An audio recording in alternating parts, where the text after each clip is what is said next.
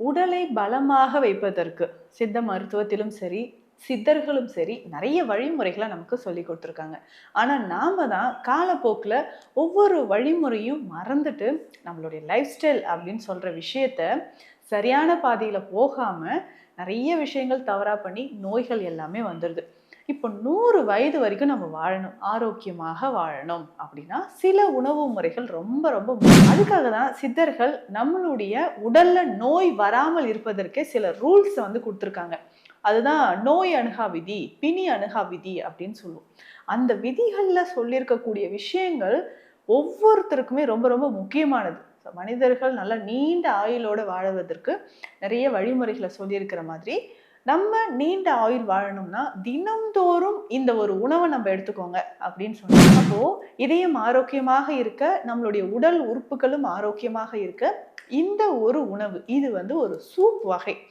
இதை ரெகுலரா தினம்தோறும் நம்ம பயன்படுத்தும் பொழுது உடல் ரொம்ப ரொம்ப ஆரோக்கியமாக இருக்கும். அது என்னன்றதை தெரிஞ்சுக்கணும். அதே மாதிரி உணவு முறையில இந்த ஒரு சூப் வகையை டெய்லி ரெகுலரா நீங்க எடுத்துக்கிட்டே வாங்களேன். அதுவும் முக்கியமாக 40 வயதை கடந்த நபர்கள், ஆண்களா இருந்தாலும் பெண்களா இருந்தாலும் கண்டிப்பா இந்த சூப் எடுத்துக்கிட்டே வரணுங்க. இதுல என்னென்ன இருக்கு, இந்த சூப்ல எதெல்லாம் செஞ்சு நம்ம ரெடி பண்ண போறோம்? சூப்னாவே டெய்லி நம்ம செய்யணுமே, ரொம்ப கஷ்டப்பட்டு செய்யணுமா அப்படிலாம் கிடையாதுங்க. ரொம்ப சிம்பிளா நான் சொல்றேன். என்னென்ன சேர்க்கணும் அப்படின்னா, Welcome to Nitya's Varam, where ancient Siddha tradition meets modern healing. Experience the difference.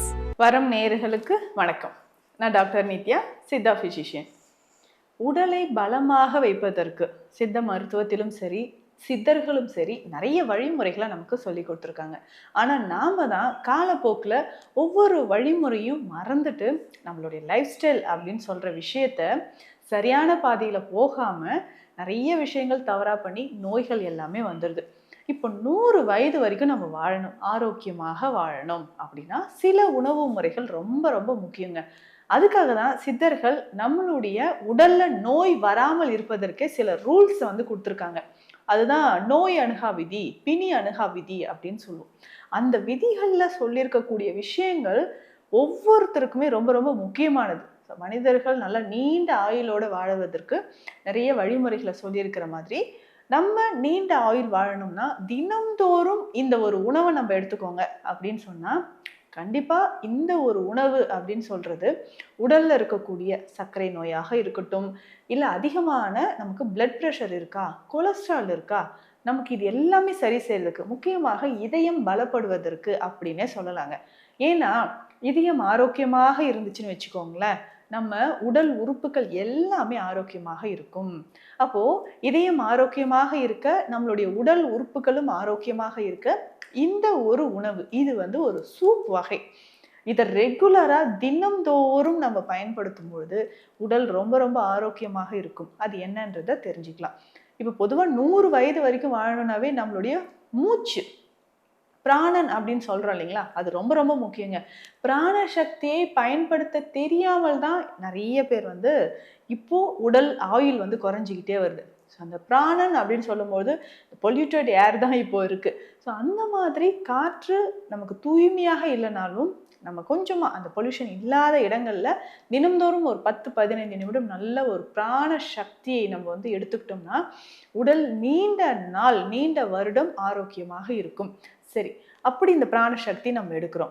அதே மாதிரி உணவு முறையில இந்த ஒரு சூப் வகையை டெய்லி ரெகுலரா நீங்க எடுத்துக்கிட்டே வாங்களேன். அதுவும் முக்கியமாக 40 வயதை கடந்த நபர்கள், ஆண்களா இருந்தாலும் பெண்களா இருந்தாலும் கண்டிப்பா இந்த சூப் எடுத்துக்கிட்டே வரணுங்க. இதுல என்னென்ன இருக்கு, இந்த சூப்ல எதெல்லாம் செஞ்சு நம்ம ரெடி பண்ண போறோம்? சூப்னாவே டெய்லி நம்ம செய்யணுமே, ரொம்ப கஷ்டப்பட்டு செய்யணுமா அப்படிலாம் கிடையாதுங்க. ரொம்ப சிம்பிளா நான் சொல்றேன். என்னென்ன சேர்க்கணும் அப்படின்னா, வெந்தய இலைகள், வெந்தய கீரை, கஸ்தூரி மேத்தி அப்படின்னு சொல்லுவாங்க. இந்த வெந்தய இலைகள் இருக்கு பாருங்களேன், இத டெய்லி நம்ம வெந்தய கீரையை இந்த சூப்ல போட்டு செய்யலாம். அப்படி இல்லைங்க, எனக்கு வெந்தய கீரைலாம் தினம்தோறும் கிடைக்காது அப்படின்னு சொன்னீங்கன்னா, இந்த வெந்தய கீரையை உலர்த்தி நீங்க எடுத்து வச்சுக்கோங்க. உலர்ந்த இலைகளும் நமக்கு கிடைக்கும். பொதுவாகவே வெந்தயம் அப்படின்னு சொல்றது உடலுக்கு ஆரோக்கியத்தை தரக்கூடியது. இரும்பு சத்தா இருக்கட்டும், இல்ல கால்சியம், ஃபைபர் எல்லாமே சரியான முறையில நமக்கு கிடைக்கணும்னா வெந்தயம் ரொம்ப முக்கியம். இதை கீரையாக நம்ம எடுக்கும்போது உடல் நலனுக்கு அவ்வளவு சத்துக்களை இது தரக்கூடியது. அப்போ வெந்தய கீரையாக நம்ம எடுத்துட்டு வரலாம். ஸோ ரெகுலரா வெந்தய கீரையை நம்ம பயன்படுத்தும் பொழுது உடலுக்கு ஆரோக்கியம் தரும். இதை சூப்பா எப்படி செய்யலாம் அப்படின்னா, வெந்தய கீரையாக இருந்தாலும் சரி, உலர்ந்த வெந்தய கீரையா இருந்தாலும் நம்ம எடுத்து வச்சுக்கணுங்க. அதன் பிறகு வேறு என்னென்ன இந்த சூப்ல நம்ம சேர்க்க போறோம் அப்படின்னு கேட்டிங்கன்னா, சோம்பு நமக்கு தேவைப்படுது. இப்போ நான் சொல்லக்கூடிய விஷயங்கள் எல்லாத்தையுமே பவுடர் பண்ணி வச்சுக்கோங்க. உங்களுக்கு நல்ல ரிசல்ட் இருக்கும்.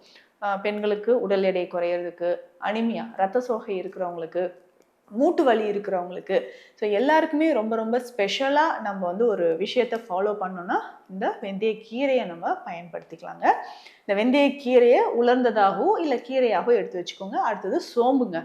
சோம்பு ஒரு 50 கிராம் நம்ம எடுத்து வச்சுக்கணும். சோம்பை பொறுத்த வரைக்கும் கட்டில் இருக்கக்கூடிய டாக்ஸின்ஸ் ரிமூவ் ஆகிறதுக்கு ரொம்ப ரொம்ப பெஸ்ட்டான ஒரு விஷயம், ஒரு மூலிகை அப்படின்னு சொல்லலாம். சோம்பு ஒரு 50 கிராம் எடுத்து வச்சுக்கோங்க. இதனுடைய அஸ்வகந்தா பொடி 100 கிராம் நமக்கு தேவை. அஸ்வகந்தானா அமுக்குரா கிழங்கு பொடி 100 கிராம் எடுத்துக்கோங்க. நீங்கள் பொடியாக கடையிலேருந்து வாங்கிட்டு வந்தீங்கன்னா நல்லா சலிச்சு எடுத்து வச்சுக்கோங்க. 100 கிராம் அஸ்வகந்தா அமுக்குரா கிழங்கு பொடி 100 கிராம், சோம்பு 50 கிராம் நம்ம எடுத்து வச்சுக்கிறோம். இதனோட முக்கியமாக இந்த சாலமிஸ்ரி அப்படின்ற ஒரு விஷயம் இருக்குங்க. சாலமிஸ்ரி அப்படின்னு சொல்றது நம்ம சித்த மருத்துவத்துல நிறைய நரம்பு சம்பந்தப்பட்ட, நரம்பு தளர்ச்சி சம்பந்தப்பட்ட பிரச்சனைகளுக்கு நம்ம சேர்க்கிறோம். இது கொஞ்சம் காஸ்ட்லியாக தான் இருக்கும், ஆனால் அவ்வளவும் பவர். இது கிடைக்கல அப்படின்னா, இது கிடைச்சதுன்னா இதனுடைய பொடி 100 கிராம் எடுத்துக்கோங்க. அப்படி இந்த சாலமிஸ்ரி எனக்கு கிடைக்கலைங்க, ஏன்னா இது கொஞ்சம் ரேர் ஹெர்ப் தான். மெடிசனுக்காக நாங்களே வந்து எடுக்கும்பொழுது கொஞ்சம் ரொம்ப கஷ்டப்பட்டு தான் இதை நம்ம எடுப்போம். சாலமிஸ்ரி கிடைக்கல அப்படின்னு சொன்னால் தண்ணீர் விட்டான் கிழங்கு, இது ஈஸியாக எல்லா இடங்கள்லையும் கிடைக்கும், மார்க்கெட்லேயுமே இது அவைலபிளாக இருக்கும். தண்ணீர் விட்டான் கிழங்கு பொடி 100 கிராம் எடுத்துக்கோங்க.